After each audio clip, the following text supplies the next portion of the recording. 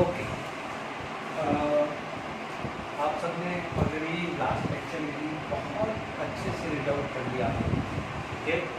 तो हम उस पर बेस्ड JEE मेन 2019, ये दोनों क्वेश्चन JEE मेन 2019 का है। आप लोगों के लिए ऑलरेडी हमने यहाँ पर लिख दिया है कि this is for JEE mains 2019 and this is also JEE main 2009।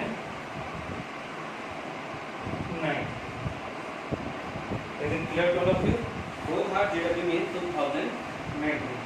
यदि हम इन क्वेश्चंस की बात करें तो देखिए हमारे पास यहाँ पर है which of the factor does not govern the stability of conformations in a acyclic compound। ध्यान दीजिए यहाँ पर है असाइक्लिक कंपाउंड, ठीक है। असाइक्लिक कंपाउंड का मतलब क्या है, लास्ट क्लास में डिस्कस किया था इथीन और प्रोपेन का कन्फर्मर, ठीक है। अब हम ब्यूटेन और आगे और ब्रांचिंग वाले भी कन्फर्मर डिस्कस करेंगे, ठीक है। तो हमने क्या क्या बात की, फैक्टर अफेक्टिंग बात करी थी, उसमें बात करी थी स्टेरिक इंटरेक्शन, जिसको हम क्या बोलते हैं, स्टेरिक इंटरेक्शन को क्या बोलते हैं, वैन डर वाल इंटरेक्शंस भी बोलते हैं, ठीक है। इसको अपन वैन डर वाल इंटरेक्शन भी बोलते हैं, ठीक है। हमने ये डिस्कस किया था, हमने टॉर्सनल स्ट्रेन किया था और तीसरा स्ट्रेन किया था एंगुलर स्ट्रेन, ठीक है। और वहां पर हमने बात करी थी बेयर स्ट्रेन थ्योरी की। किसकी बात करी थी हमने, बेयर स्ट्रेन थ्योरी की। तो हमारे को पता है कि टॉर्सनल स्ट्रेन, याद करिए, torsional strain occur in active form where non active form में टॉर्सनल स्ट्रेन एब्सेंट था। पॉइंट क्लियर हो गया। सॉरी, टॉर्सनल स्ट्रेन ये रहा, यहाँ पर एक्टिव फॉर्म में था और नॉन एक्टिव फॉर्म में नहीं था। Steric interest because of non bonded branching, यानी जो भी है हमने बात की थी H, और मान लीजिए यहाँ पर H है, इनके बीच में रिपल्शन हो रहा है, ठीक है। या मान लीजिए H और CH3 है, तो हमने वहाँ पर बात करी थी CH3 में ज़्यादा होगा, दैट मीन्स चलो बॉन्ड नहीं है, सॉरी ये बॉन्ड नहीं है, CH3H में और H में सबसे ज़्यादा CH3 दोनों बल्कि ग्रुप है, तो स्टेरिक रिपल्शन ज़्यादा होगा। CH3H थोड़ा सा कम हो जाएगा और H में हम रेफरेंस ले सकते हैं। टॉर्सनल स्ट्रेन एक्टिव फॉर्म में होता है और नॉन एक्टिव फॉर्म में टॉर्सनल स्ट्रेन नहीं होता है। याद करिए एंगल स्ट्रेन हमने बोला था it is applicable in cyclic Baeyer strain theory पढ़ी थी। बेयर स्ट्रेन थ्योरी में हमने साइक्लिक स्ट्रेन था, तो क्वेश्चन क्या है, डज नॉट, तो हमारा आंसर क्या होगा, ये ध्यान दीजिए कितना इजी क्वेश्चन JEE मेन 2019 में पूछा गया है। Is it clear to all of you? यहाँ पर हम बात करते हैं JEE मेन 2019 का दूसरा क्वेश्चन डिस्कस करते हैं। अब आप देखिए यहाँ पर यदि हम बात करें तो हमारे पास नेक्स्ट क्वेश्चन ट्रायंगुलर स्ट्रेन आ गया, आंसर राइट आंसर, ठीक है। इसके बाद हमारे पास यदि हम बात करें नेक्स्ट चीज जो हम डिस्कस करते हैं, ठीक है, तो हमारे पास यदि यहाँ पर एक चीज आ जाती है, ठीक है, ध्यान दीजिए यहाँ पर लिखा है in the following skew configurations, हमने बात किया था स्टैगर्ड एंड, ठीक है, स्टैगर्ड और एक्टिव फॉर्म। स्क्यू फॉर्म यानी जहां पर एंगल या तो 60 डिग्री या कुछ 300 डिग्री के आसपास हो रहा हो, ठीक है, वो कोई इशू नहीं है। आपके पास जो स्ट्रक्चर है, ध्यान दीजिए क्या पूछा है, H', एंगल, यानी आपका एंगल H' यानी कुछ ऐसा होगा H', यहाँ पर कार्बन, फिर यहाँ पर कार्बन और H', कुछ ये एंगल पूछा गया है, तो आप इमेजिन करके चलिए कि सपोज ये इस टाइप का एंगल है। मान लीजिए मैं रेफरेंस ले लेता हूँ H' और H की, मैं बात कर रहा हूँ रेड पेन से लिख रहा हूँ, यानी बैक वाले की H और H', ठीक है। यहाँ पर आप देखेंगे H', तो दिस एंगल इज 120, ये एंगल कितना है, 120 एंगल है। ध्यान से सुन लीजिए, ये एंगल क्या है, 120। मैंने जान करके रेड लिया है, थोड़ा मैनेज कर लीजिएगा कलर में, ठीक है। दिस इज H', ठीक है, ये H', तो this angle is 120 degree angle, ये कितना एंगल है 120 डिग्री एंगल। हमारा पूछा है एच डैश सी और C H dash double dash. तो ध्यान दीजिए मैं रेड वाले की बात कर रहा हूँ, रेड वाले की मैं ब्लैक मार्कर से यूज करता हूँ, ठीक है। तो ये एंगल कितना है मेरा 120, यानी दिस एंगल यहाँ से यहाँ एंगल कितना हुआ 120 डिग्री। ये एंगल कितना हुआ 120 डिग्री। तो आपके पास 120 डिग्री था, ये एंगल कितना है 29 डिग्री, तो टोटल कितना आ जाएगा 149 डिग्री, यानी ये आंसर आएगा। देख लीजिए आराम से, आपसे पूछा है H dash C C dash, यानी ये बैक वाले का है, ये फ्रंट वाले का है, ठीक है। ये कार्बन फ्रंट, तो ये फ्रंट कार्बन है ब्लू इंक से एच डैश, और बैक कार्बन जो रेड इंक से सर्कल है उसका एच डबल डैश। तो ये एंगल पूछा है H dash C C H double dash. आपको ये रेड वाला एंगल पता है, this angle you no 120 degree, तो 120 plus 29 it should B 49 degree. तो आप देख लीजिए ये दो सिंपल क्वेश्चंस हमने डिस्कस किए हैं, आराम से आ गया। दिस प्लस दिस है, सिंपल है, एडिशन ऑफ एंगल भी कर रहे हैं, क्योंकि आप देख लीजिए यहाँ से लेके आप यहाँ तक निकालना है।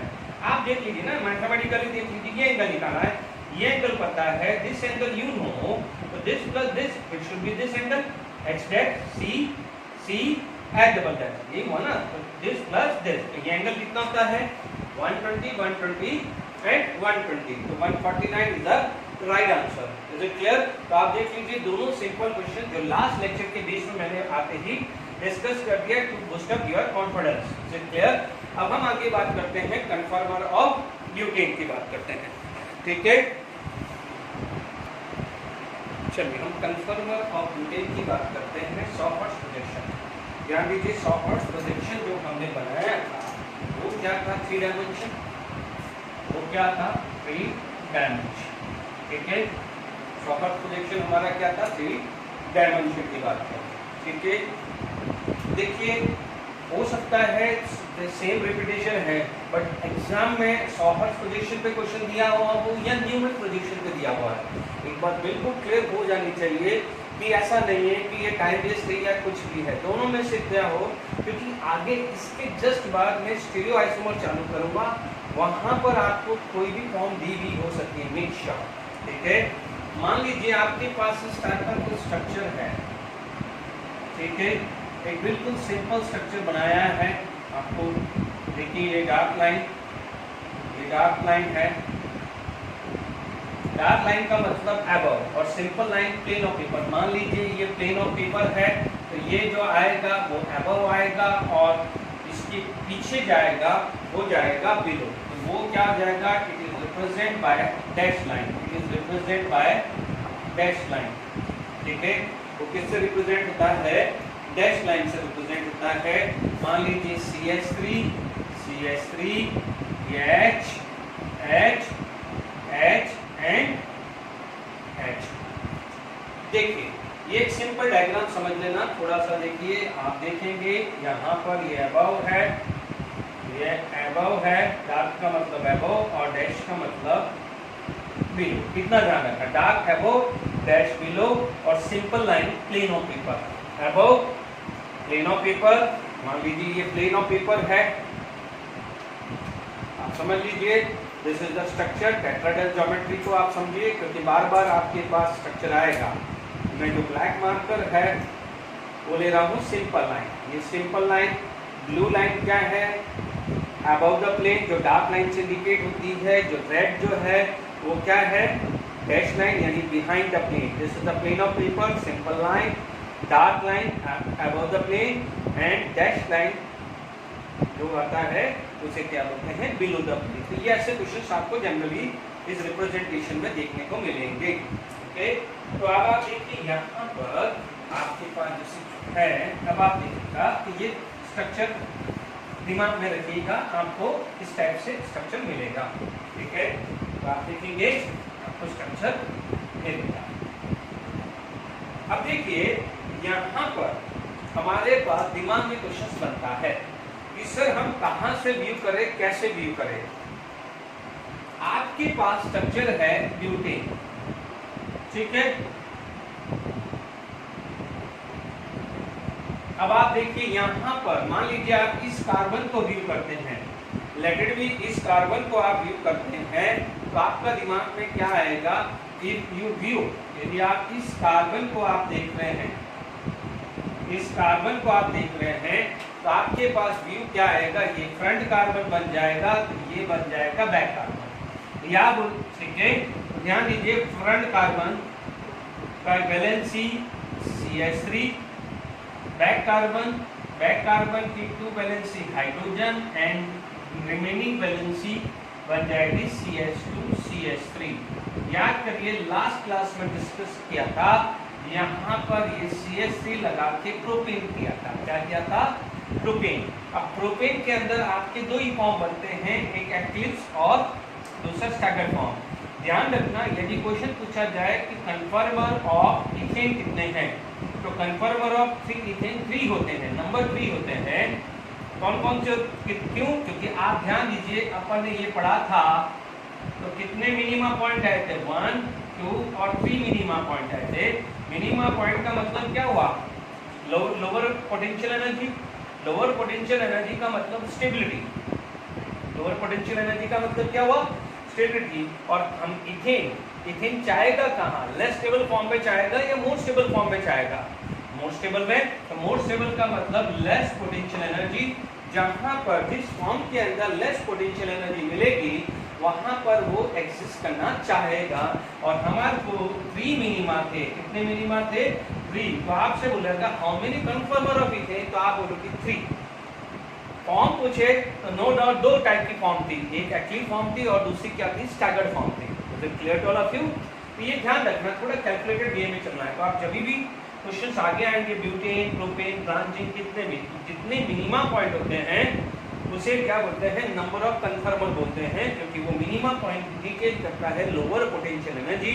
लोअर पोटेंशियल एनर्जी का मतलब more stable form, and each and every molecules are try to remain in more stable form, भले उसकी कितनी भी फॉर्म एग्जिस्ट कर रही हो, गलती नहीं होनी चाहिए। बहुत अच्छे लेवल पे बहुत बारीकी से क्वेश्चन बनता है। ओके, अब आप देखिए, मान लीजिए मैंने ये व्यू लिया या सपोज आप बोलोगे ये व्यू ले लो, तो कोई बात नहीं, ये आप वहां से देखेंगे, ठीक है।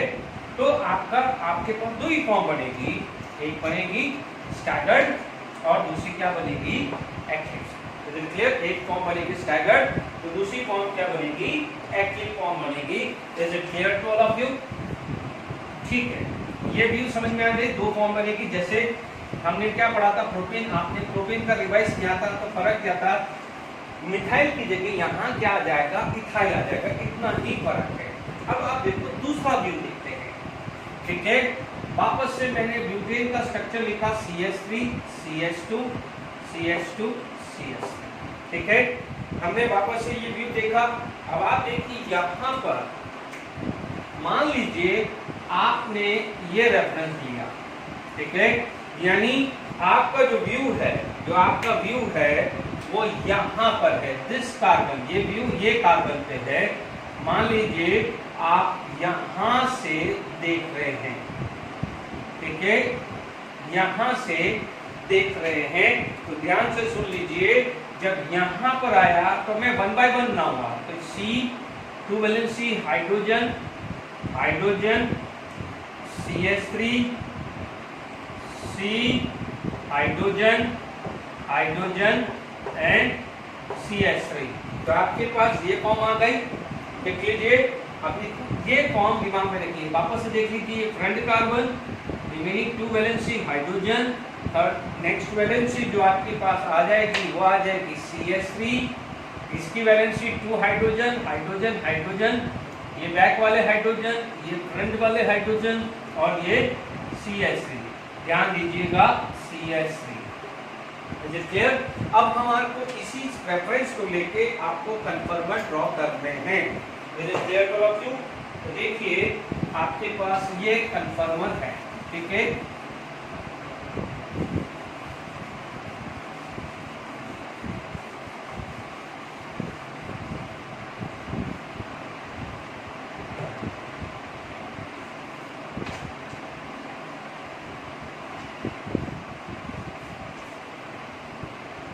अब देखिए यहाँ पर आपके पास स्ट्रक्चर आया,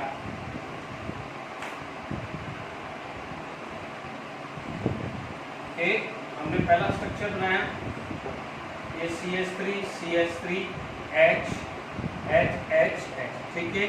आप देख लो डाइहेड्रल एंगल यहाँ पर क्या होगा 0 डिग्री। अब बिल्कुल दिमाग में होना चाहिए इस टाइप का। मैं CH3 ले रहा हूँ, ध्यान से सुन लेना, ये मेरा कार्बन है CH3, ओके, ये एक्टिव फॉर्म है, यानी आप देख लीजिए this is the kind of A situation CH3, ये ध्यान रखना ये CH3 है। हमने लास्ट क्लास में डिस्कस किया था वंडर वाल्स स्ट्रेन, हमने लास्ट क्लास में डिस्कस किया था torsional strain. Van der Waals strain depend upon the distance, it does not depend how you rotate, either you rotate clockwise or anti-clockwise, doesn't matter, make sure, ठीक है, क्योंकि वो है क्या steric repulsion due to the electron cloud. अब आप zero angle है, dihedral angle कितना है 0, अब कितना हुआ 60, अब कितना हुआ 120, अब कितना हुआ 180, अब कितना हुआ 240, अब कितना हुआ 300, अब वापस से क्या हो जाएगा 360, वापस से सुन लीजिए 60, 120, 180, 240, 300 एंड 360। ध्यान से सुन लीजिए, मिथाइल ग्रुप की पोजीशन 60, मिथाइल ग्रुप की पोजीशन 120, मिथाइल ग्रुप की पोजीशन 180, मिथाइल ग्रुप की पोजीशन 240, मिथाइल ग्रुप की पोजीशन कितनी हुई 300 एंड मिथाइल ग्रुप की वंस अगेन पोजीशन आ गई 360। तो ध्यान रखना मैं यही रोटेट कर रहा हूँ। अब आप देखिए आपने यहाँ पर जो रोटेशन किया है वो क्या है 60 डिग्री का रोटेशन, यानी एक को रेफरेंस ले लिया और दूसरे को रोटेट किया है, ठीक है। आप ध्यान दीजिए यहाँ पर 60 डिग्री रोटेशन हुआ है तो आपका जो फॉर्म है वो कुछ इस टाइप का बनेगा CH3 CH3 H। मैंने जान करके भी हाइड्रोजन नहीं लिखा है, आपको आइडिया होना चाहिए, ठीक है। बाद में इसको हाइड्रोजन फिलअप कर देंगे। 60 डिग्री वापस से ये आया, ये आया, ये आया, ये और ये CH3, ये CH3 आ गया, H बाद में लिख लेंगे हम, है ना। हम देखिए अभी मैंने आपको रोटेट करके बताया 60 डिग्री की बात करूं तो यहाँ पर आया, ठीक है,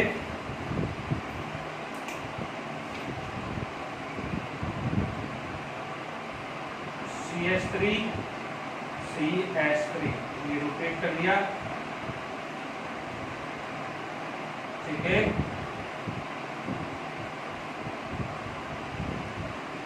ओके, फर्दर 60 डिग्री रोटेशन कर रहे हैं हम।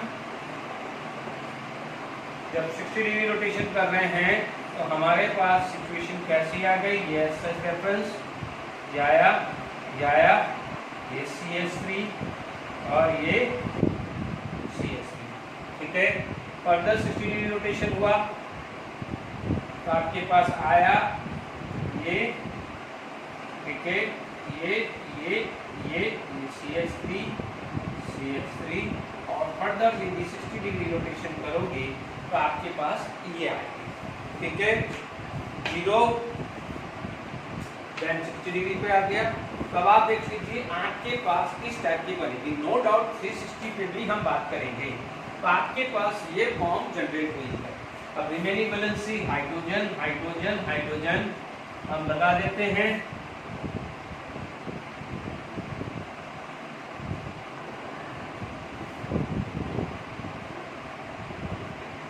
ठीक है, यहाँ पर हाइड्रोजन लगा देते हैं। तो अब आप देखिए आपके पास मान लीजिए ये फर्स्ट फॉर्म है, ये सेकेंड फॉर्म है, ये थर्ड फॉर्म है, ये फोर्थ फॉर्म है, this is fifth form, this is sixth form और एक और आएगी ये सेवंथ फॉर्म।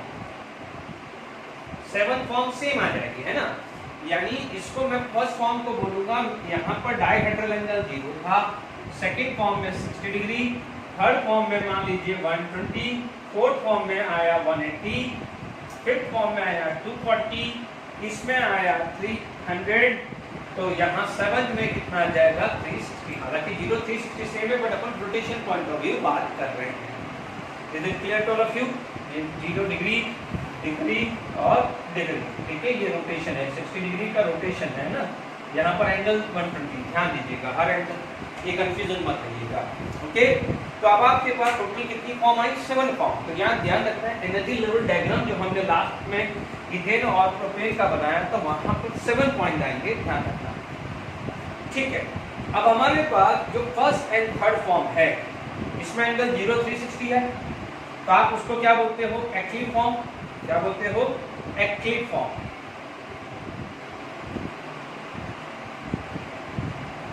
डिग्री वाले को और 300 वाले को आप बोलते हो स्क्यू और गॉच फॉर्म।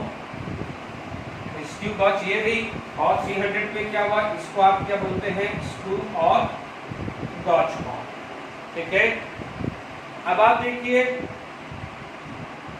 240 ये भी एक्लिप्स है और 120 है वो भी एक्लिप्स है, और यहाँ पर ये है 180 स्क्वेंटी या स्टैगर्ड बोलते हैं। ध्यान दीजिए मैंने 3 टाइप बोली थी। मैंने बोला था एक्लिव फॉर्म 0 डिग्री एंगल, 120, 240 एंड 360। गॉच और स्क्यू फॉर्म आप देख सकते हैं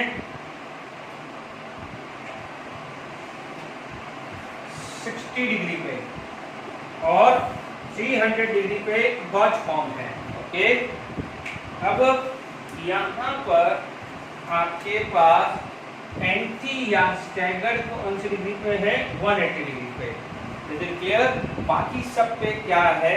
एक्टिव फॉर्म है। ठीक है, कोई दिक्कत? Skew gauche 60 degree, 300, anti 180। अब फिर भी आप ध्यान दीजिए CST जस्ट अपोजिट है, जस्ट अपोजिट है, तो एंटी फॉर्म याद रहेगी। और एक्टिव फॉर्म में ध्यान दीजिए यहाँ पर CST एक लाइन है, यहाँ CST और H लाइन में है, H CST एक लाइन में, H और H एक लाइन में है। ध्यान से समझ लीजिए, है ना, बहुत इंपॉर्टेंट है। ठीक है, और आप इसके क्वेश्चंस देखोगे तो बहुत सिंपल है, जल्दबाजी बिल्कुल नहीं करना, ये आता है वो आता है। ठीक है, आप देख लीजिए, these are the 3 front valency, these are the 3 front valency। ठीक है, these are the 3 back valency। ठीक है, यहाँ पर फ्रंट वैलेंसी और बैक वैलेंसी की बात करें तो हमारे पास यदि यहाँ पर ये CS3 है, देख लीजिए ये CS3, ये CS3। ठीक है, सेकेंड केस में जब एक्लिप्स था तो ये CS3 था। ठीक है, तो यहाँ पर आप देखिए ये 2, ये 2, ये 3 वैलेंसी। तो आप देख लीजिए ये CH3 के जस्ट पीछे है, तो ये मान लीजिए ये CS3 है, तो ये कौन हो गया? H। ठीक है, ये H है, तो ये H है, तो इसके पीछे क्या आ जाएगा? CH3। तो सब एक ही लाइन में है ना, ये एक ही लाइन में है, तो इसको भी एक्टिव फॉर्म बोलते हैं। समझ में आया एक्टिव फॉर्म? ओके, गॉच फॉर्म में क्या एंटी का मतलब क्या हुआ? Just opposite. अभी आप देखिए बाकी वैलेंसी सोच लीजिए, ये जस्ट अपोजिट है एंटी, और इसके अलावा नॉन एक्टिव फॉर्म क्या हो जाएगा? स्क्यू और गॉच। नॉन एक्टिव फॉर्म कौन सी है? ये 2 फॉर्म एंड ये 3 फॉर्म। ये 3 फॉर्म नॉन एक्लिप्स है और ये 4 फॉर्म क्या है? एक्लिप्स है। अब आप ध्यान से सुनो, थोड़ा सा डिफरेंशिएट किया गया है। यहाँ पर CST और CST एक लाइन में है, जबकि CST और H है। यहाँ भी कौन है? CST और H है। तो थोड़ा सा यहाँ पर फर्दर डिवीजन कर दिया है, फर्दर डिवीजन। इसका नाम बोल दिया है फुली एक्टिव। इसको क्या बोल दिया है? फुली एक्टिव, यानी पूरी तरह से एक्टिव है, फुली वेट एक्टिव या कंप्लीटली एक्टिव, कुछ भी बोल सकते हैं। और इसका नाम बोल दिया है पार्टली एक्टिव या पार्शियली एक्टिव। क्या बोल सकते हैं? पार्टली एक्टिव या पार्शियली एक्टिव। इसका भी नाम क्या हो जाएगा? या तो पार्टली एक्टिव बोला जाएगा या पार्शियली एक्टिव। तो क्लियर? तो आपके पास 4 फॉर्म हो गई, fully active, skew gauche, partially active and anti. 4 भी ना फॉर्म, तो 4 ही ना, 1 2 3 और 4 फॉर्म। तो ये रिपीट हो चुकी है, ये रिपीट हो चुकी है और ये रिपीट, यानी 4 फॉर्म होगी ना। कौन सी? Fully active, skew gauche, partially और पार्टली एक्टिव, एंटी और स्टैगर्ड। तो 4 फॉर्म। ये क्लियर हुआ कि नहीं बात? तो these are the sawhorse position of conformer of butane. ठीक ठीक है, कोई भी फॉर्म दी जाती है। अब आप देखिए, जब आपको शॉर्ट्स क्लियर हो गया है तो न्यूमैन बनाना बहुत आसान है। फटाफट से हम इसका न्यूमैन प्रोजेक्शन बना देते हैं, ठीक है। तो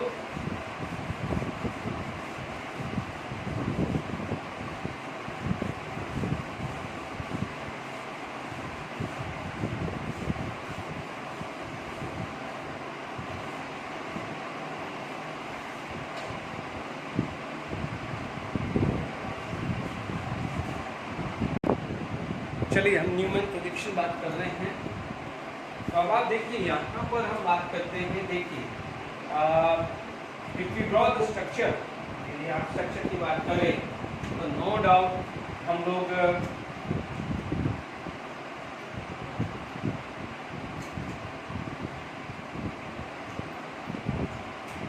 तो मान लीजिए यहाँ पर ये आया,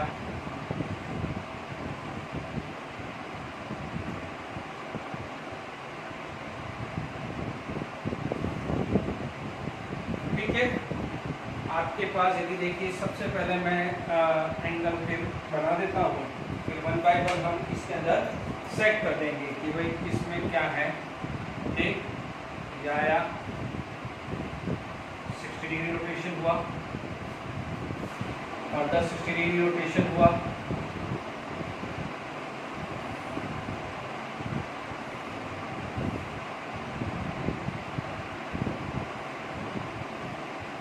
ठीक है, 60 डिग्री रोटेशन हुआ।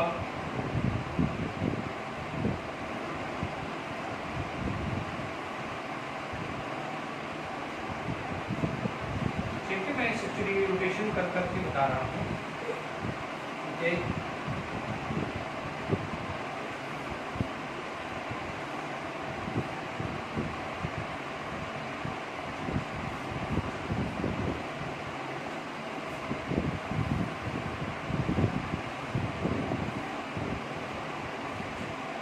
ठीक है, अपन 1 बाय 1 फिलअप करते हैं। अब आप देखिए, यहाँ पर आपके पास CS3 है, तो मैं यहाँ पर ब्लू मार्कर से बना रहा हूँ front CS3H, CS3H, H, CS3H, H, CS3H, H, CS3H and H। ठीक है, अब आप देखिए, यहाँ पर हमने ये बात करी तो हमारे पास थोड़ा सा क्या है, H, H, H, ये सॉरी CS3, ये CS3, थोड़ा सा मार्कर का है, एक बार देख लीजिएगा, थोड़ा सा लाइट रिफ्लेक्शन की वजह से उतनी विजिबिलिटी नहीं आ पाती हो, क्योंकि ये बताना जरूरी होता है कि डिफरेंशिएट कैसे कर रहे हैं।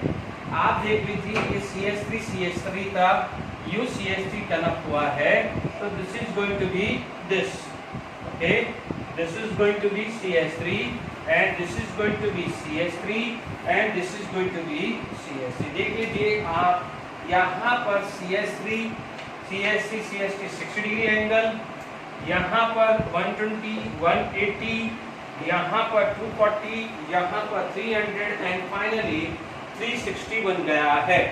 थोड़ा सा इनका है, आप जरा मैनेज कर लीजिएगा H, क्योंकि थोड़ा सा क्या है, क्लियर कट दिखे। H, H, यहाँ H, यहाँ H और H है। Is it clear to all of you? तो यहाँ पर आपके पास CST जीरो एंगल, क्या होगा, जीरो एंगल, मैं ब्लू से ही करता हूँ, आपको आइडिया रहेगा। ध्यान दीजिए, ये जीरो एंगल, ये कितना हो गया है 60 CST के बीच में, ये कितना हो गया 120, ये कितना हो गया 180, ये कितना हो गया 240, ये कितना हो गया 300 एंड फाइनली कितना हो जाएगा 360। यानी फर्दर यदि 60 डिग्री रोटेशन होगा तो ये बन जाएगा। Is it clear? फटाफट से इसका नाम लिख दीजिए। आप देख सकते हैं ये मोस्टली आपको ये फॉर्म में दिखेंगे जितने भी क्वेश्चंस आते हैं, और फिर भी हमने 100 हर्ट्ज प्रोजेक्शंस कर लिया है, तो हमारे को कोई टेंशन आनी चाहिए नहीं है। Is it clear? तो इसको हम क्या बोलते हैं, फुली एक्टिव बोलते हैं। इसको क्या बोलते हैं, स्क्यू और गॉज फॉर्म बोलते हैं। इसको हम क्या बोलते हैं, पार्शियली या पार्टली एक्टिव बुले। इसका नाम हमने बोला है एंटी या स्टैगर्ड बुले। ठीक है, इसका जो हमारे पास जो नाम है, देखिए इसको वापस से हमने क्या बोला है, पार्टली एक्लिप्स, और यहाँ पर हमने वापस से नाम ले लिया है स्क्यू और गॉज फॉर्म, स्क्यू और गॉज फॉर्म। तो यहाँ पर आपके पास जो स्ट्रक्चर है वो क्लियर हो गया है। ठीक है, तो हमारे पास ये न्यूमैन प्रोजेक्शन है। पी थोड़ा सा इन पर ध्यान दीजिएगा, जैसे कि आपके पास ये फॉर्म है। चलिए हम नेक्स्ट जो बात करते हैं, एनर्जी डायग्राम की बात करते हैं। ओके, चलिए अब नेक्स्ट टॉपिक हम पढ़ते हैं, energy diagram of conformer of butane. बहुत इंपॉर्टेंट है। ठीक है, फिर मैं वन बाय वन एक्सप्लेन करूंगा। यहाँ पर हम ले लेते हैं पोटेंशियल एनर्जी, यहाँ पर हम ले लेते हैं डाइहेड्रल एंगल। ठीक है, एंगल यहाँ पर हमारा 0 डिग्री, यहाँ 60, देन 120, 180, 240, 300 और ये 360। मैं पहले एनर्जी डायग्राम बना दूंगा, फिर इसके बाद वन बाय वन एक्सप्लेन करूंगा कि यहाँ पर ये नीचे क्यों आया, या मैक्सिमा क्यों आया, या ये मिनिमा। सपोज यहाँ पर कोई मिनिमम एनर्जी ले लेता हूँ। ठीक है, ये मिनिमम एनर्जी, आपका जो डायग्राम है वो कुछ इस टाइप का बनेगा।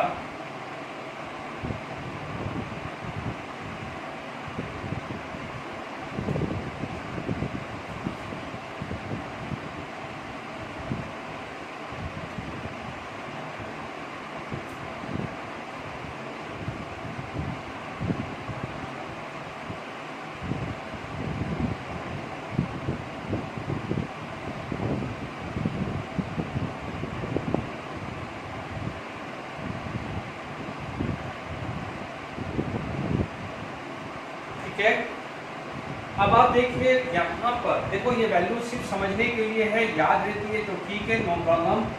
ये जो डिफरेंस, ये मिनिमम एनर्जी है, ये सबसे मिनिमम एनर्जी है। जो भी हो, आपको याद नहीं रखनी कि ये मिनिमम एनर्जी कितनी है। ठीक है, ये मिनिमम एनर्जी है। तो इन दोनों का जो डिफरेंस है, इन दोनों का जो डिफरेंस आता है वो 19 किलो जूल आता है पर मोल। ये जो एनर्जी का डिफरेंस आता है ये लगभग 16 किलो जूल पर मोल आता है, और ये लगभग 3.8 किलो जूल पर मोल आता है। Is it clear? तो ये सेम वहां पर भी आएगा, ये 16, ये 3.8, ये क्या आ जाएगा 16, ये आएगा 3.8, और ये आएगा 19 किलो जूल पर मोल, ये आएगा किलो जूल पर मोल, ये आएगा किलो जूल पर मोल। ठीक है, this is the diagram. 0 degree पे मैक्सिमम, फिर थोड़ा मिनिमम पॉइंट आया 60 पे, 120 पे, फिर 180 पे मिनिमम, 240, ये 300, ये 360 पे आया है। This is clear to all of you. अब आप देखिए हमारे पास यदि मिनिमम पॉइंट देखें, मिनिमम पॉइंट, तो मिनिमम पॉइंट कहाँ है? ये मिनिमम पॉइंट है। मिनिमम पॉइंट कहाँ है? 60 डिग्री पे। मिनिमम पॉइंट कहाँ है? 180 पे। और मिनिमम पॉइंट कहाँ है? 300 पे। ठीक है, 60 डिग्री वाला, यानी आप बोलोगे ये क्या है? Fully eclipse. ये क्या जाता है? स्क्यू और गॉज फॉर्म। ये वाली जो फॉर्म आती है वो आती है पार्शियली एक्लिप्स। ये वाली फॉर्म जो आती है उसे बोलते हैं एंटी और स्टैगर फॉर्म। ये वापस से आपकी आ जाती है पार्टली एक्टिव फॉर्म। ये जो आ जाती है दिस इज स्क्यू और gauche form, and this is non edge fully active. यदि मुझे एक्सप्लेनेशन नहीं देना, सपोज मुझे एक्सप्लेनेशन नहीं देना है, मैं वन बाय वन दूंगा, तो मैं बोलूंगा हाउ मेनी मिनिमम पॉइंट, तो मैं बोलूंगा 3 मिनिमा पॉइंट, 3 मिनिमा पॉइंट यानी 3 मिनिमा पॉइंट का मतलब लोवेस्ट पोटेंशियल एनर्जी। इसमें टू गॉच फॉर्म है जिसको स्क्यू भी बोलते हैं, और आपका जो 1 है एंटी फॉर्म है, यस और नो। तो 2 गॉच फॉर्म है, 2 गॉच फॉर्म है और 1 एंटी फॉर्म है। Is it clear? तो आपसे पूछा जाए तो आप देखेंगे, अभी अपन ने थोड़ी देर पहले बोला है कि every molecules will try to remain in stable form. तो आप बोलोगे हाउ मेनी कन्फर्मर, तो आप बोलोगे 3 conformer of butane. How many conformer? 3 conformer of butane. कौन कौन से हैं? 2 gauche form and 1 anti form. 2 gauche form, 1 anti form. ठीक है, पॉसिबल कन्फर्मर है तो ये सब पॉसिबल है, ये 4 टाइप की है, 1 2 3 और ये 4 टाइप की। पर यदि मान लीजिए स्टेबल कन्फर्मर की बात करूं तो मेरे पास ये 3 टाइप के हैं, और इनमें से भी देखें तो सबसे लोवेस्ट एनर्जी एंटी की है। तो आप देखेंगे, ठीक है, तो नोट कर लीजिएगा 3 मिनिमा पॉइंट, 2 गॉच के हैं और एक एंटी फॉर्म की है। That's why 3 conformer of butane. ये बहुत बेसिक क्वेश्चन है। टाइप पूछे तो 1 2 3 एंड 4 टाइप के हैं। One is fully eclipse, skew gauche, partially eclipse and anti और स्टैगर्ड फॉर्म। बार-बार रिपीट कर रहा हूं, आप एक ही चीज समझ लीजिए, आपके पास 4 फॉर्म है, ठीक है, जिसमें से 2 फॉर्म की एनर्जी लेवल मिनिमम है, 2 फॉर्म की एनर्जी लेवल मैक्सिमम है। तो आप बोलोगे आपके 95% मॉलिक्यूल तो ये फॉर्म में होंगे, ओनली 5% मॉलिक्यूल से ये फॉर्म होंगे, तो ज्यादा फॉर्म तो यही कहलाएगी ना। समझ में आ रही है कि नहीं आ रही है? क्लियर हो रही है? तो प्लीज ध्यान दीजिएगा, ये चीज ध्यान रखना। आप बोलोगे, जैसे भी आपने इनॉल और कीटो फॉर्म पढ़ा था, ठीक है, आप बोलोगे मान लीजिए किसी केस में 1% कीटो फॉर्म है, 99% इनॉल है, तो जो मॉलिक्यूल्स है वो किसकी तरफ ज़्यादा रहेगा, यानी ज़्यादा फॉर्म कौन सी रहेगी? तो वो बट ऑब्वियसली इनॉल फॉर्म ही होगी। हमने एरोमेटिक में डिस्कस किया था, तो वैसा ही है। ये मैक्सिमम जो है, आप बोलोगे ब्यूटेन है, तो ब्यूटेन कौन से फॉर्म में रहना पसंद करेगा? वो ये फॉर्म में या ये फॉर्म में? तो आप बोलोगे सर वो स्टेबल फॉर्म। स्टेबल फॉर्म कौन कौन सी है? इसकी लोअर पोटेंशियल एनर्जी तो कौन कौन सी है? 1 2 एंड 3। तो ये 3 केस आगे कि नहीं आगे? या तो 60 डिग्री एंगल पे, या 180 पे, या 240 पे। तो 3 जगह वो आपको स्टेबल फॉर्म में मिलेगा। यानी जब जब ब्यूटेन बनेगा, जब जब किसी न किसी डिफरेंट मेथड से ब्यूटेन बनेगा, तो ये 3 फॉर्म में एग्जिस्ट करेगा। 2 गॉच फॉर्म की होगी और एक एंटी। गॉच फॉर्म को स्क्यू भी बोलते हैं, एंटी फॉर्म को स्टैगर भी बोलते हैं। ध्यान से सुनिएगा। अब हम आगे जो बात कर रहे हैं वो चीज का ध्यान रखिए। यहाँ पर एनर्जी लेवल की बात करें या स्टेबिलिटी की बात करें। यदि मैं एनर्जी डायग्राम की बात करूं तो एनर्जी डायग्राम से मुझे क्लियर हो रहा है स्टेबिलिटी ऑर्डर। मैं एक्सप्लेन करूंगा, मैं, है ना। तो मेरे को सबसे ज्यादा लोवेस्ट एनर्जी किसकी मिल रही है? एंटी या स्टैगर्ड फॉर्म की। उसके बाद कौन सी एनर्जी लेवल मिल रही है? मैं बोलूंगा स्क्यू और गॉच फॉर्म। उसके बाद मेरे को कौन सी एनर्जी लेवल मिल रही है? तो मैं बोलूंगा पार्टली या पार्शियली एक्लिप्स और पार्शियली एक्लिप्स की मिल रही है। फिर मैं किसकी मिल रहा हूं? तो मैं बोलूंगा फुली एक्लिप्स की बोलूंगा। तो मैं एनर्जी लेवल की बात करूं तो मैं यहां पर बात करता हूं, ठीक है। यहां तक क्लियर हो गया? This is the order of stability, very very important. इस पे AIPM की 2010, AIPM की 2010 यानी जिसको आप नीट बोलते हैं, उस पे क्वेश्चन बोला गया है। यानी 4 कन्फर्मर लिए थे, 1 2 3 एंड 4 कन्फर्मर, और उसमें पूछा गया था which of the following is stable conformer for n butane. N butane का मतलब normal butane. Is it clear? तो मैं अभी लिखवा भी देता हूँ, टेंशन मत लीजिए। ओके, तो ये ध्यान रखिएगा, ये AIPM 2010 में लिखा। यानी आपका मोस्ट स्टेबल कन्फर्मर कौन होगा ब्यूटेन के अंदर? Anti of stable form. Is it clear to all of you? अब आप देखिए, यदि आपका एक्सप्लेनेशन पॉइंट ऑफ व्यू बात करें कि सर ऐसा क्यों हो रहा है, ठीक, नो डाउट यहाँ पर हमने बात कर ली है, ठीक है। तो यदि हम यहाँ पर कंपैरिजन करें कि ऐसा क्यों हो रहा है, व्हाट इज द रीजन, ठीक है, ढंग से वापस से दिमाग में लाइए क्या क्या स्ट्रक्चर है आपके पास, ठीक है। तो मेरे पास यदि मैं यहाँ पर कंपैरिजन की बात करूँ, मैं लिख दूँ comparison of stability, comparison of stability की बात करूं तो मान लीजिए मेरे पास यहां पर एक टेबल बनाना है मुझे, ठीक है, ठीक है। पहला मेरे पास मान लीजिए मेरे पास पहला आ गया फुली एक्लिप्स, दूसरा मेरे पास आ गया स्क्यू और गॉच, मैं लाइन से लिखता हूं जो बने हैं। तीसरा मैंने लिख दिया है पार्शियली या पार्टली एक्लिप्स, दोनों में से कोई भी वर्ड यूज कर सकता है। और चौथा लिख दिया है एंटी या स्टेगर, ठीक है, एंटी या स्टेगर। यदि मैं फुली एक्लिप्स का स्ट्रक्चर थोड़ा सा बना दूं तो ये CS3 और CS3 ऐसा डायग्राम था, ठीक है।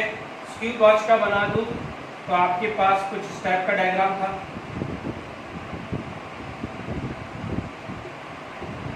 ठीक है। पार्शियली एक्लिप्स का बना दूं तो आपके पास HCS3 और HCS3 और H ऐसा डायग्राम था।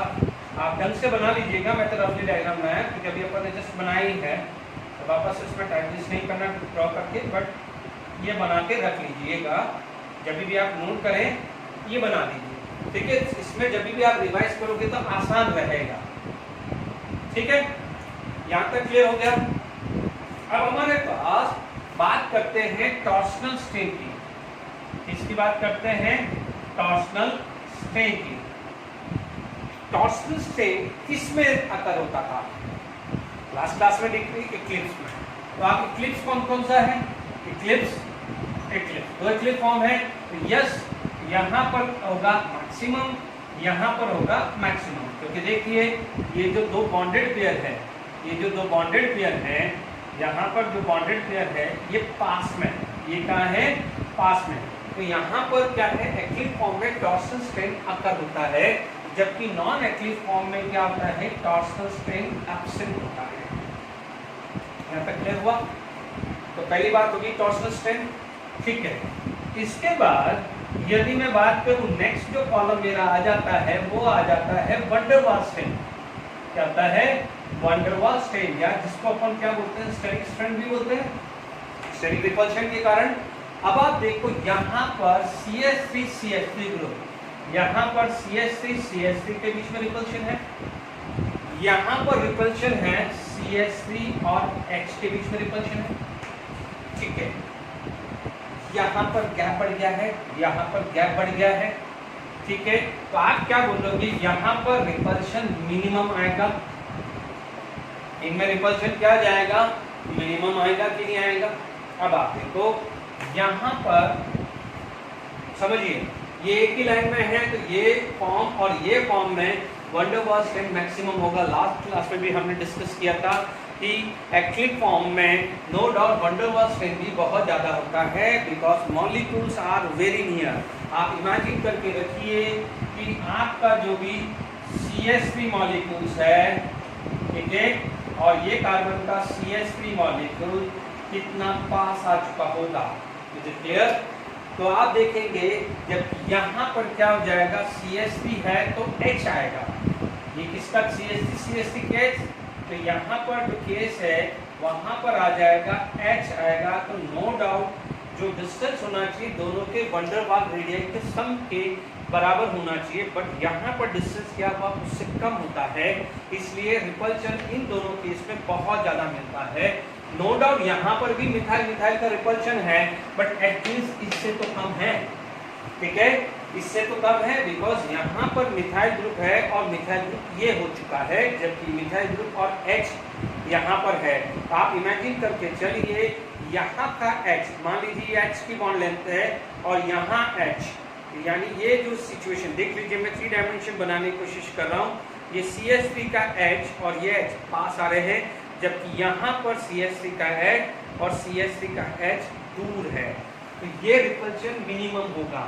आप दिमाग में डाल दीजिए, टॉर्सनल स्ट्रेन एक्लिप्स में मैक्सिमम होगा, वंडर वाल भी मैक्सिमम होगा, इतना दिमाग में रखिए, ज़्यादा सोचने की जरूरत नहीं है, क्योंकि वंडर वाल स्ट्रेन डिस्टेंस पे डिपेंड करता है। किस पे डिपेंड करता है? डिस्टेंस पे। तो नो डाउट एक्लिप्स फॉर्म में डिस्टेंस पास होगी, डिस्टेंस लेस होगी, जबकि नॉन एक्लिक फॉर्म में डिस्टेंस दूर होगी।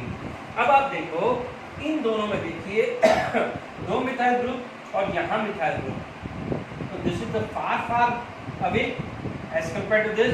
तो यहाँ पर क्या हो जाएगा, मिनिमम में भी ये क्या हो जाएगा, लिस्ट हो जाएगा। क्या हो जाएगा, मिनिमम में भी ये क्या हो जाएगा, लिस्ट हो जाएगा। Is it clear? तो अब आप देख लीजिए टॉर्शनल स्ट्रेंथ एब्सेंट, वंडर वाल भी है लगभग एब्सेंट ही मान लो, वंडर वाल स्ट्रेंथ तो भी लगभग बिल्कुल 180 है। बच्चों आप देख लीजिए कि CH3 और ये CH3 ऑलमोस्ट क्या हुआ 180 है। तो आप बोलोगे एंटी में टॉर्शनल स्ट्रेंथ भी तो एब्सेंट था ही, और वंडर वाल भी अपन एक तरह से एब्सेंट ही मान लें, तो ये सबसे स्टेबल हुआ। तो स्ट्रेन तो हमें कम चाहिए, स्ट्रेन होगा तो स्टेबिलिटी रिड्यूस हो जाएगी।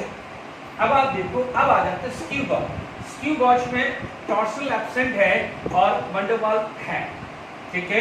तो इसके सेकंड पे पोजीशन ये आएगा, इसमें तो दोनों एब्सेंट ही मान लें, ये एब्सेंट है और ये थोड़ा सा इनके कंपेयर में ये मिनिमम है। इतना समझ में, मिनिमम का मतलब इन दोनों के कंपेयर में मिनिमम है। यहाँ क्लियर हुआ, पार्शियली और पार्शियली।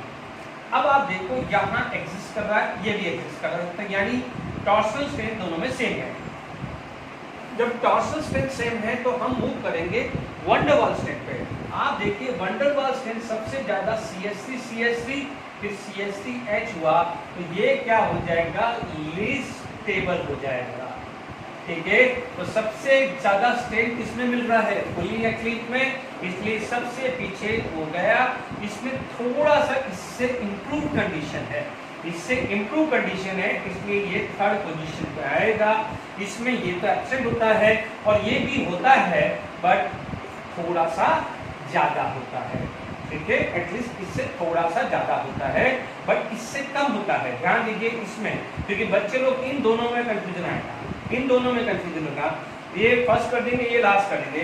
वापस एक बार और कंपेयर कर लो, इन दोनों में कंपेयर करो। इसमें टॉर्शनल स्ट्रेन है, इसमें नहीं है, इसमें टॉर्शनल स्ट्रेन है, इसमें नहीं है, तो ये डिसएडवांटेज इसका।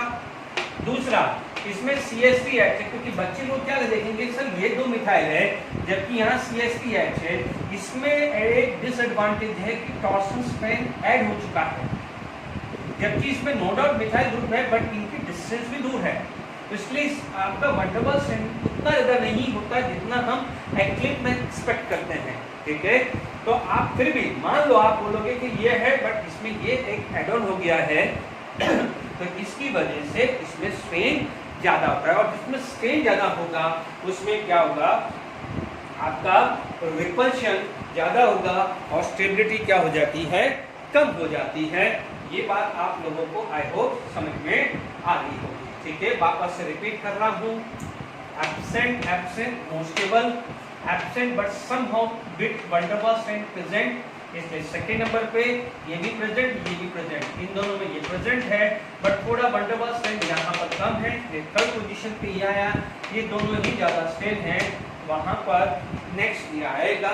चलिए, तो यहाँ पर लिखेंगे कंपैरिजन ऑफ स्टेबिलिटी ऑफ कन्फर्मर, ठीक है। हम कन्फर्मर, जो 4 कन्फर्मर है, कन्फर्मर ऑफ ब्यूटेन, उसको हम कंपेयर कर रहे हैं। Is it clear to all of you? अब आप देखिए यहाँ पर आप बात करें तो देखिए यहाँ पर आपका जो क्वेश्चन था, ये 4 ऑप्शन थे, ठीक है। ये 4 ही ऑप्शन से आप चाहो तो आपका इसको जब नोट कर लीजिएगा एक अच्छे से फॉर्म में। यहाँ CH3 और बिल्कुल एग्जैक्टली न्यूमेरिक प्रोजेक्शन ही दिया था बच्चों, चारों के चारों। आप ये AIPMB का क्वेश्चन डिस्कस कर सकते हो। CH3 नोट कर लीजिएगा। आप जब ये नोट करने के बाद मान लीजिए A ऑप्शन, ये B ऑप्शन, ये C और D आपका क्वेश्चन हो जाएगा। AIPMB 2010 में क्वेश्चन पूछा गया था, which of the following conformer of butane is more stable? तो आपका क्या आंसर होना चाहिए?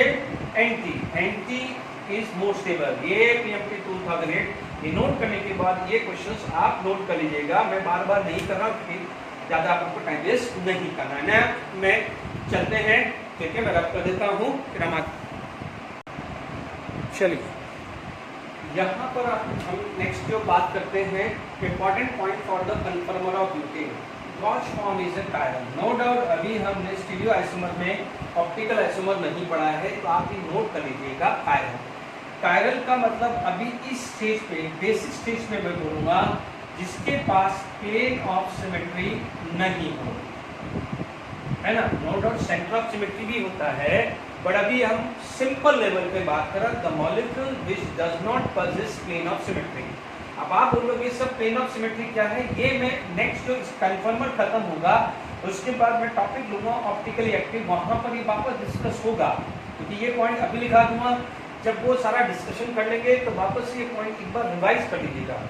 मैं आपको एक एग्जांपल देता हूँ। फॉर एग्जांपल मैंने अल्फाबेट ए ले लिया है, इस अल्फाबेट को मैं यदि एक रेफरेंस प्लेन ले लूँ, या मैं समझ लूँ कि मैं नाइफ से इस ए को कट कर रहा हूँ, मान लीजिए बर्थडे केक है, ए फॉर्म में है, और उस केक को मैंने ये कट कर दिया, तो आप देख लीजिए ये कट करने के बाद this part and this part are symmetrical, तो मैं बोलूँगा यस यहाँ पर प्लेन ऑफ सिमेट्री है। मैं बहुत एग्जांपल दूंगा, बट अभी रफली दे रहा हूँ कि ये फटाफट से इसको आगे बढ़े। मान लीजिए ये एम है, तो मैंने ये कट किया, यस प्लेन ऑफ सिमेट्री है। ओ ले लिया है, तो आप बोलोगे यस प्लेन ऑफ सिमेट्री है। ओके, मान लीजिए मैंने के ले लिया, ठीक है, प्लेन ऑफ सिमेट्री है। ओके, ऐसे करके कुछ, जैसे मान लीजिए आपके पास इस तरह से कुछ रेफरेंस आएंगे जहां पर प्लेन ऑफ सिमेट्री नहीं आता है, तो उसे हम क्या बोलते हैं, जैसे मान लीजिए P है, क्या है P, तो P में प्लेन ऑफ सिमेट्री नहीं आएगा। आप देख लीजिए यू कट कर लीजिए, यू कट कर लीजिए, तो यहाँ पर प्लेन ऑफ सिमेट्री नहीं आएगा। तो ये प्लेन ऑफ सिमेट्री आता है, उसे बोलते हैं अकायरल। जिसमें प्लेन ऑफ सिमेट्री आता है अकायरल, यानी वो ऑप्टिकल इनएक्टिव होगा। अकायरल यानी ऑप्टिकली इनएक्टिव होता है, ठीक है। ये आगे हम डिटेल में नेक्स्ट इसके बाद पढ़ेंगे। प्लेन ऑफ सिमेट्री नहीं है और सेंटर ऑफ सिमेट्री भी नहीं है। सेंटर ऑफ सिमेट्री अभी सोचना नहीं है सिर्फ, ठीक है, क्योंकि तो ये क्या बन जाता है कायरल, ठीक है, ये क्या बन जाता है कायरल, ठीक है। तो ये थोड़ा सा ध्यान रखिएगा। तो आपके पास यदि गॉच फॉर्म है, तो gauche form is a chiral molecule, ठीक है, but and butane is optically inactive. ये आपको अभी समझा रहा हूं, ठीक है। जैसे मान लीजिए मेरे पास जो है, मेरे पास मैक्सिमम पोर्शन किसका होगा, एंटी और स्टैगर का। प्लीज समझ लीजिएगा, ये दोनों पॉइंट को मैं एक साथ समझा रहा हूँ, क्योंकि आपको ये भी तो समझना है कि ऑप्टिकली इनएक्टिव क्या है। ये कायरल है, ये ऑप्टिकली एक्टिव है, प्लेन ऑफ सिमेट्री नहीं है तो ये ऑप्टिकली एक्टिव है, but aura normal butane is optically inactive. ये बहुत बहुत इंपॉर्टेंट चीज है, ध्यान से समझना। आपके पास exist in the three form, क्योंकि सबसे लोएस्ट एनर्जी यानी मोस्ट स्टेबल ये था। उसके बाद सेकंड नंबर पे क्या था, गॉच के दो फॉर्म थे, एक 60 डिग्री पे और एक 300 डिग्री पे था। ये कितने पे था, 180 पे। आप इमेजिन करिए, इसकी शेप देखिए, HCS3, ये HCS3, ठीक है। तो आप ध्यान से समझ लीजिए, इसका डायमेंशन ऐसा आया है ना। ये सेंटर है, ये सेंटर ले लिया, यहां से इक्वल डिस्टेंस पे आया है। ये क्या है, इक्वल डिस्टेंस पे। इसमें सेंटर ऑफ सिमेट्री आ गया है, इसमें क्या है, सेंटर ऑफ सिमेट्री आ गया है। यस, तो जब सेंटर ऑफ सिमेट्री या प्लेन ऑफ सिमेट्री, ठीक है, ठीक है, सेंटर ऑफ सिमेट्री या प्लेन ऑफ सिमेट्री या दोनों, या तो प्लेन ऑफ सिमेट्री हो, जैसा भी बताया, प्लेन कट कर दो, दोनों पार्ट सेम हो। सेंटर ऑफ सिमेट्री का मतलब ये सेंटर है, दोनों एक ट्रांसपोजिशन पे, घबराइए मत, ये बहुत डिटेल में पढ़ाऊंगा, बट क्योंकि ये टॉपिक है इसमें नोट कर रहा हूँ, जब वो टॉपिक हो जाए वापस से रिवाइज कर लेना। एक सेंटर लीजिए, दोनों जो सिमिलर ग्रुप है वो अपोजिट साइड होना चाहिए। यहां से डिस्टेंस मेजर करिए, यहां से डिस्टेंस मेजर करिए, this is at equal distance. Centre लिया, ये डिस्टेंस मेजर किया, ये डिस्टेंस मेजर किया, इक्वल डिस्टेंस आ गया। ये मोस्टली कहाँ मिलेगा, जब एंटी पोजीशन होगी। सेंटर ऑफ सिमेट्री कहाँ मिलेगी, एंटी पोजीशन, ये एंटी पोजीशन, ये एंटी पोजीशन। आप इमेजिन करके देख लीजिए, ये H, ये H, ये H, ये H, यहाँ से यहाँ की डिस्टेंस, यहाँ की डिस्टेंस, मान लीजिए ये A, तो इसकी डिस्टेंस ले ली, ये B, तो ये B, ये सब इक्वल डिस्टेंस पे है, तो इसे क्या बोलेंगे, centre of symmetry. Centre of symmetry आएगा तो ऑप्टिकल इनएक्टिव होगा। आपस से समझ लो, प्लेन ऑफ सिमेट्री या सेंटर ऑफ सिमेट्री या दोनों हो तो वो क्या होता है, ऑप्टिकली इनएक्टिव। तो ये समझ में आ गया कि आपका एंटी और स्टैगर फॉर्म आपका क्या है, सेंटर ऑफ सिमेट्री है, that's why it is optically inactive. और ब्यूटेन का मैक्सिमम पोर्शन कौन कवर कर रहा है, वो कवर कर रहा है एंटी और स्टैगर। ठीक है, कौन कवर कर रहा है, एंटी और स्टैगर। तो जिस नेचर का ये मैक्सिमम पोर्शन होगा तो ओवरऑल वही तो होगा कि नहीं होगा, दैट्स व्हाई इसको क्या बोलते हैं, optically inactive. Is it clear to all of you, it is optically inactive. तो मैं यहाँ पर इसके लिए ऑप्टिकली इनएक्टिव लिख देता हूँ। ठीक है, ऑप्टिकली इनएक्टिव हुआ क्या है, कन्फर्मर और ब्यूटेन में आया। प्लीज नोट कर देना, तो सेंटर ऑफ सिमेट्री की वजह से ये हुआ है। अब बात आती है गॉच फॉर्म की। ठीक है, मैं ये लिख देता हूँ गॉच फॉर्म की। ठीक है, अब मैंने यहाँ पर गॉच फॉर्म की बात करी। अब गॉच फॉर्म हुआ क्या,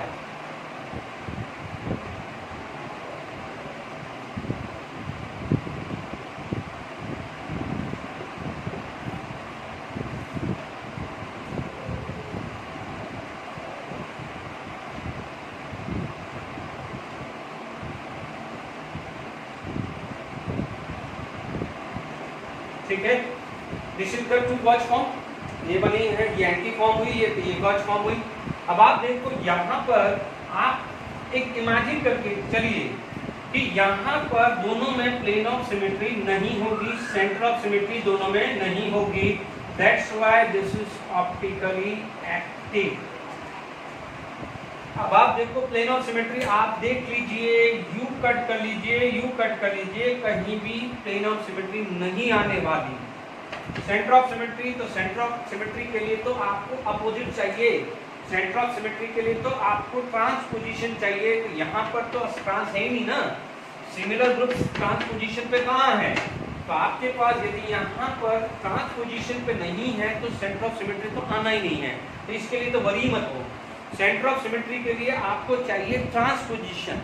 तो ट्रांसपोजिशन तो कहाँ मिलती है, एंटी में ही मिलती है।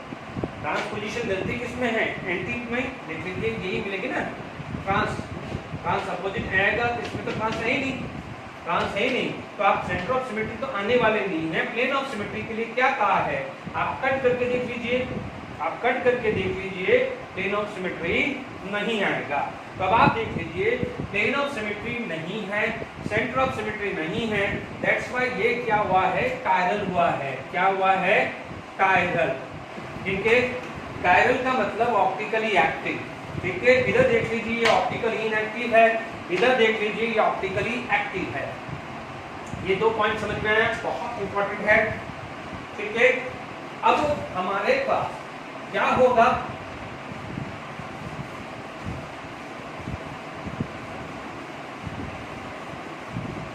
आप घबराइए, मैं centre of symmetry plane of symmetry वापस लूंगा, तो आप इसके लिए घबराना मत, ये पॉइंट वापस से उस समय रिवाइज कर लेना। ठीक है, आपके पास ये सारी चीज आ गई। ठीक है, आपके पास एक डेफिनेशंस आएगी, दोनों ये दोनों क्या है, मिरर इमेज है। ठीक है, तो एक डेफिनेशन आती है एनएंशियोमर की।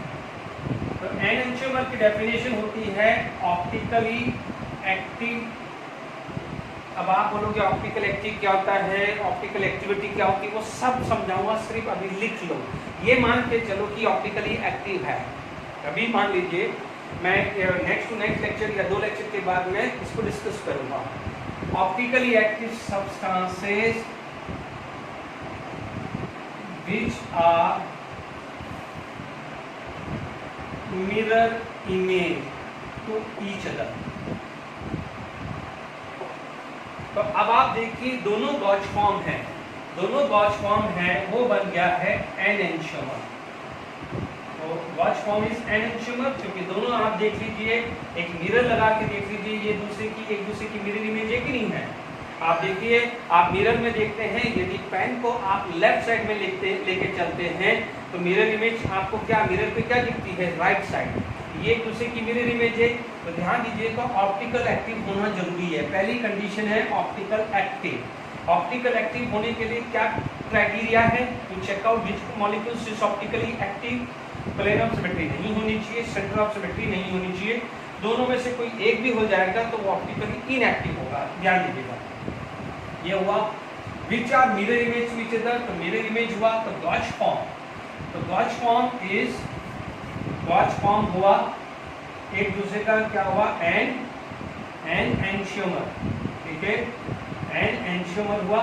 अब देखिए, अब दूसरी चीज डेफिनेशन आती है डाइस्टीरियोमर। देखो डाइस्टीरियोमर की जो डेफिनेशन, ये दोनों डेफिनेशन में ऑप्टिकली एक्टिव सब्सटेंसेस यानी स्टीरियोआइसोमर पढ़ाऊंगा, उसमें भी लूंगा, डोंट वरी, ठीक है, वापस आएगा, टेंशन मत लीजिए। यहाँ पर डाइस्टीरियोमर में क्या जाएगा, ऑप्टिकली एक्टिव और इनएक्टिव, उसके लिए कोई कंडीशन नहीं। Substances which are neither mirror image nor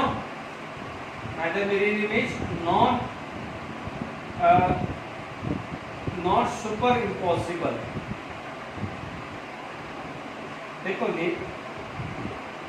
इसको बोलते हैं आइडेंटिकल। यदि आप सुपर इम्पॉसिबल की डेफिनेशन नहीं समझ में आ रही, लैंग्वेज समझ में नहीं आ रही, तो आप इसलिए लीजिए आइडेंटिकल। तो अब आप देख लीजिए, ये ऑप्टिकली इनएक्टिव, ये ऑप्टिकली एक्टिव, ठीक है, जरूरी नहीं है कि कोई भी हो सकता है, ऑप्टिकली एक्टिव भी हो सकता है या ऑप्टिकली इनएक्टिव भी हो सकता है। Which are neither mirror image nor identical. अब ये दोनों स्ट्रक्चर को देखो, या ये और ये स्ट्रक्चर को कंपेयर करो, क्या ये दोनों स्ट्रक्चर कहीं भी किसी भी एंगल से मिरर इमेज आ रहा है? आप देख लो, CH3 यहाँ ऊपर है, ओके, यहाँ CH3 ऊपर है, जबकि यहाँ CH3 यहाँ है, तो CH3 यहाँ है, तो मिरर इमेज की चांस ही नहीं है। मिरर इमेज भी नहीं है और आइडेंटिकल भी नहीं है, मिरर इमेज भी नहीं है और आइडेंटिकल भी नहीं है।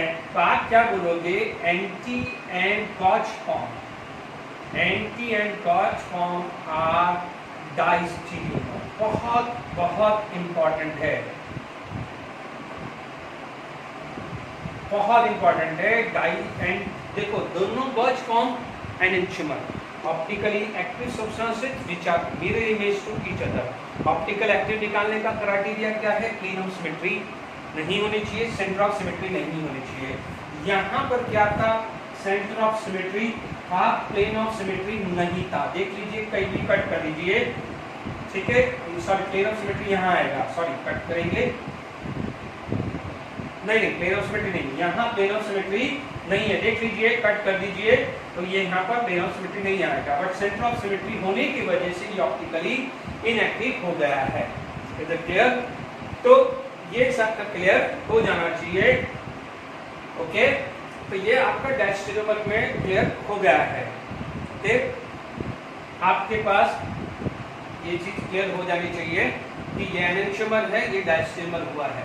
अब आप देखिए, क्योंकि आपका जो है ये फॉर्म क्योंकि देखिए 60 डिग्री घूमी, 60 से 120 पे आया, 120 से 180, यानी ये फॉर्म में कन्वर्ट हुई जब 60 से 180 पे आई, 180 से जब 240 पे गए तो ये फॉर्म में कन्वर्ट हुई, यहाँ से यहाँ से यहाँ गए, तो जब यहाँ पे यहाँ पर इंटर कन्वर्जन हो जाता है तो इसकी वजह से ये फॉर्म और ये फॉर्म को सेपरेट करना मुश्किल हो जाता है। ये वेरी वेरी इंपॉर्टेंट पॉइंट है, तो ये नोट कर लेना, ठीक है। आप एक ही चीज ध्यान से समझ लीजिएगा, क्योंकि ये सब डायस्टेरियोमर के क्राइटेरिया हैं।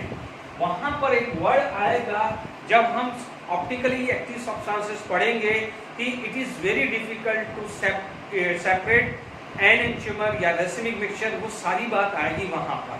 तो एक चीज का ध्यान रखना, मैं यहाँ पर एक चीज लिखा रहा हूँ, हो सकता है कि ये लास्ट का 5-10 मिनट आपको समझने में थोड़ा टाइम लगे, तो बिलीव मी, जब आप ऑप्टिकली एक्टिव कर दोगे, प्रैक्टिस कर लोगे, उसके बाद ये वापस से रिवाइज करोगे तो हो जाएगा। क्योंकि मैंने इसको यहीं लिखा दिया क्योंकि ये कन्फर्मर का टॉपिक है, ठीक है, डोंट वरी।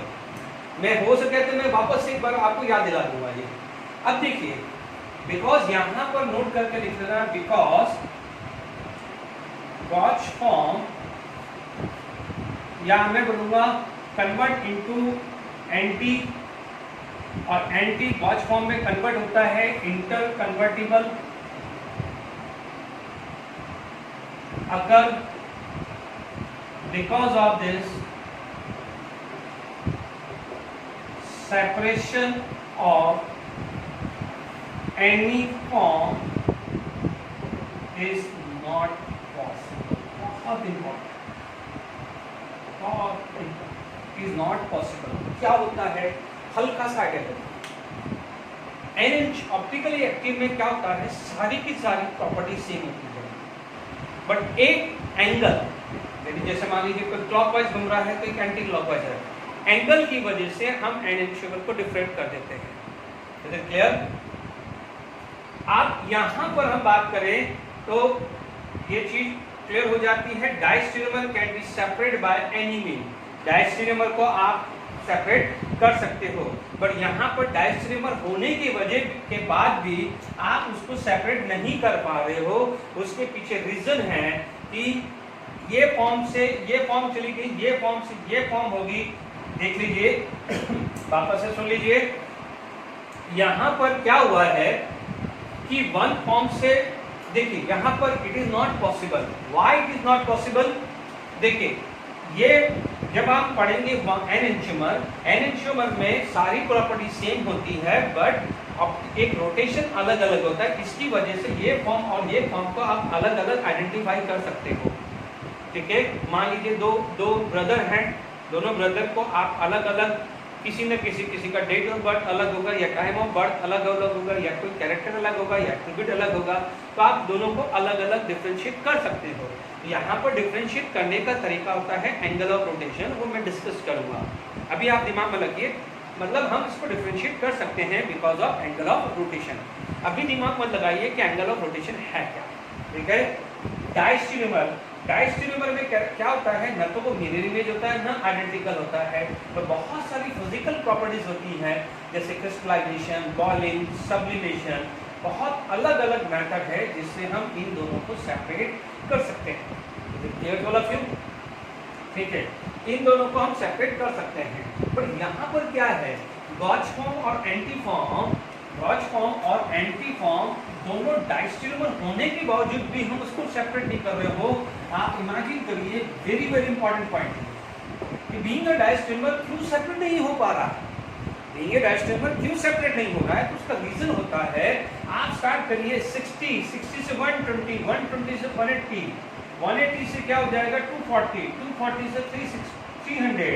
तो आप देखिए, ये गॉच फॉर्म से एंटी फॉर्म गया, एंटी फॉर्म से गॉच फॉर्म, और ये फॉर्म इंटर कन्वर्टिबल हो रही है कि नहीं हो रही है.